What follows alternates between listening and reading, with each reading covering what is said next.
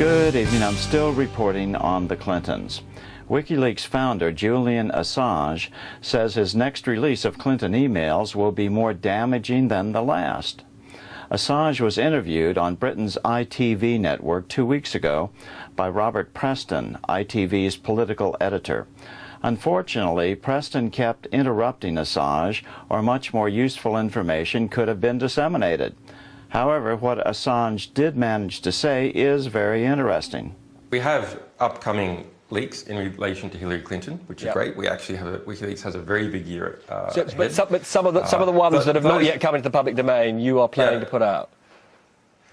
We have emails related to Hillary Clinton, which are pending publication. That is correct. Assange says that a lot more is coming. We have accumulated a lot of material about Hillary Clinton. We could proceed to an indictment. But if you've got Loretta Lynch as the DOJ, head of the DOJ in the United States, appointed by Obama, Loretta Lynch is the person in charge of our case, she's not going to indict Hillary Clinton. That's not possible. That could happen.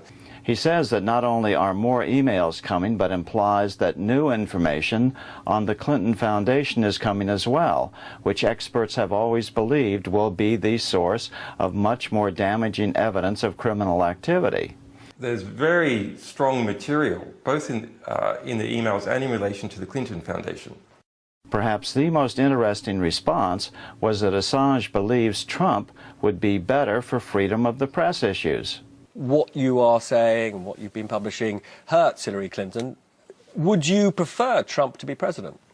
Well, I think Trump is a completely unpredictable phenomenon. You can't predict what he would do in office. You can predict a bit more what the Republican Party would do in office.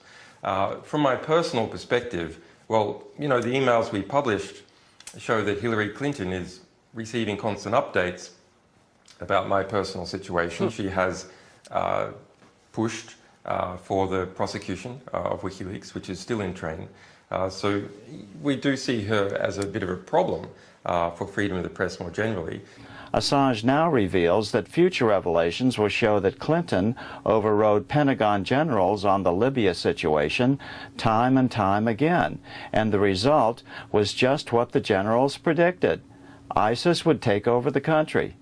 The emails we revealed about her involvement in Libya and statements by Pentagon generals show that Hillary was overriding the Pentagon's reluctance to overthrow Muammar Gaddafi, because they predicted that the post-war outcome would be something like what it is, which is ISIS taking over the country. It's Hillary who was the leading champion in office to do that. She has a long history of being a liberal war hawk. Here's my takeaway from this brief and highly unsatisfactory peek into the world of Julian Assange. Today, the speculation among Democrats was that the Russians were behind Wikileaks' previous release of 32,000 Clinton emails. Therefore, Putin is on Trump's side. This plays into the Dems' narrative that they're trying to hang around Trump's neck, that he will end up being a dictator like Putin.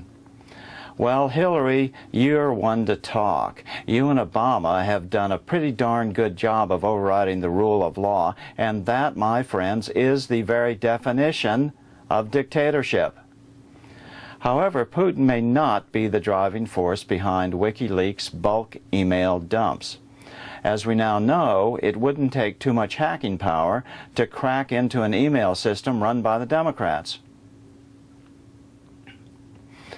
No, this is personal for Assange.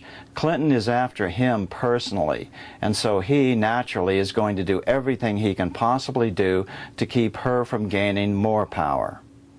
Of course, normalizing relations with Putin would be a good thing for a number of reasons.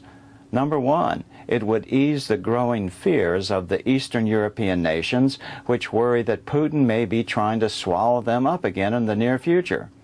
Number two, it could dramatically reduce the costs of NATO, for which the U.S. pays, as Trump said recently, more than its fair share. Number three, there are recent reports that Putin has just applied more repressive sanctions on Christian churches in Russia. I'm not sure how accurate these reports are, so I have not run with them.